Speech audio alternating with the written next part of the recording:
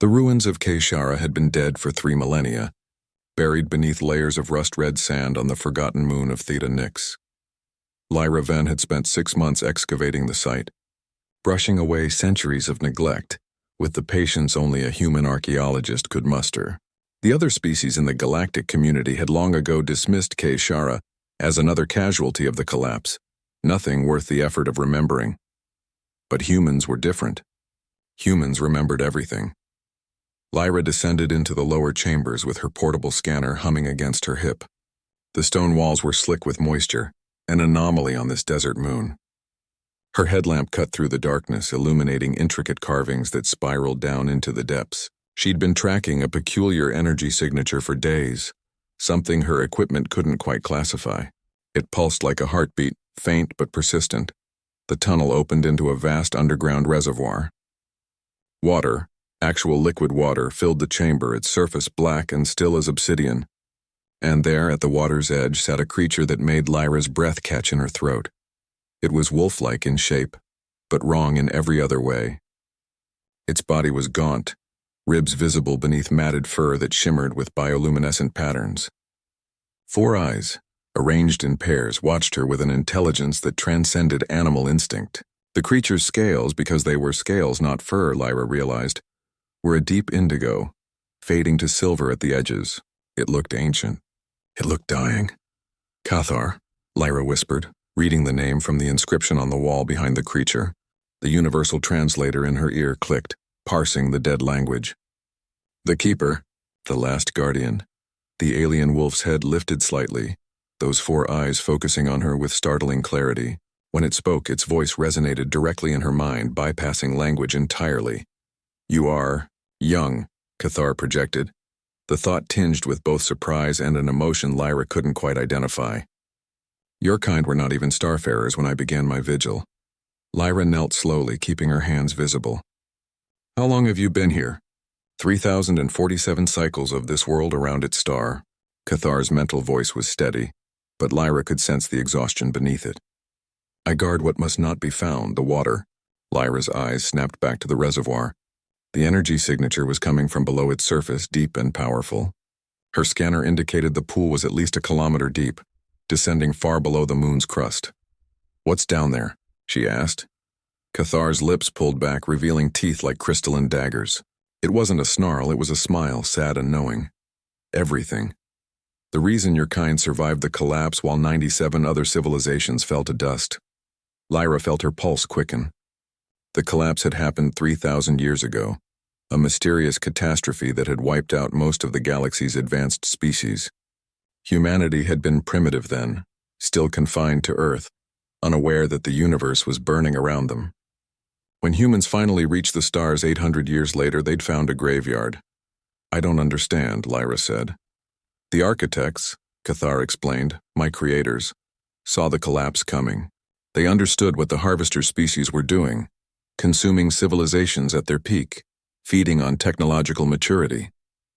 The alien wolf shifted, and Lyra saw the chains then, ancient and impossibly intricate, connecting Cathar's limbs to the stone floor. The architects built a weapon, a purge code that would erase the harvesters from existence, but such a weapon required a terrible price. Lyra stepped closer, her scientific mind racing. "The water?" "Not water," Cathar corrected. "Suspended time. A stasis field containing the weapon, and the consciousness of every architect who sacrificed themselves to power it.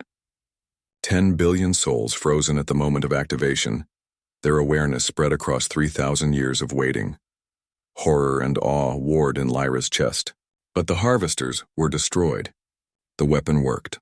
Cathar's mental voice grew softer. But the architects knew that such power could not exist unguarded.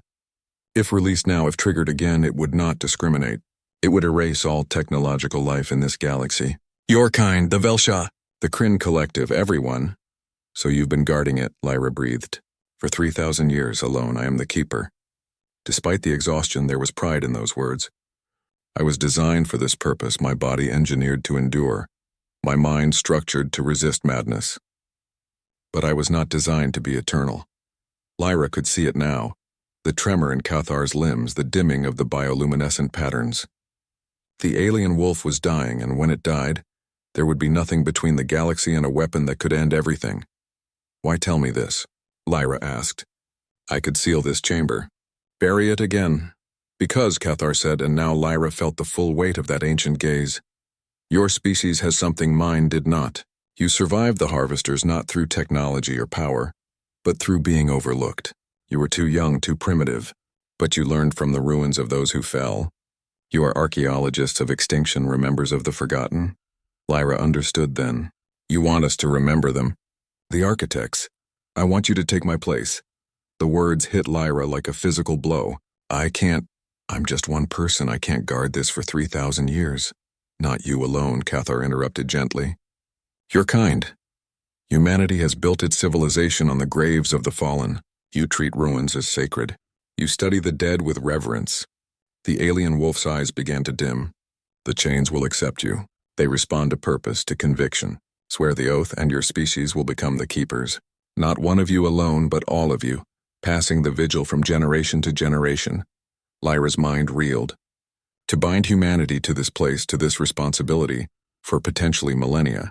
But she thought of the harvesters, of the weapons sleeping in suspended time, of the 10 billion architect souls still screaming silently in the darkness below. She thought of what humanity did best. Remember, honor and guard the past, I swear, Lyra said. Her voice steady. On behalf of humanity, I swear to keep the vigil. The chains around Cathar shimmered and dissolved. New ones, lighter, silver as starlight, materialized around Lyra's wrist, not binding her but connecting her to this place, to its purpose.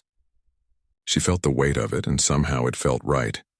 Cathar stood, and for a moment the alien wolf seemed young again, vital and whole. Thank you, the keeper projected, and Lyra felt 3,000 years of loneliness finally ending. The architects will rest easier, knowing they are remembered. Then Cathar walked to the water's edge and dissolved into light, becoming one with the 10 billion souls suspended below. Lyra Ven stood alone in the chamber, the first human keeper, and began her vigil. Above her, her ship's AI was already transmitting her final message to Earth. Discovered something important. Will explain when I return. Might be a while, she smiled. Humanity would understand. They always did. After all, humans were very good at keeping promises to the dead.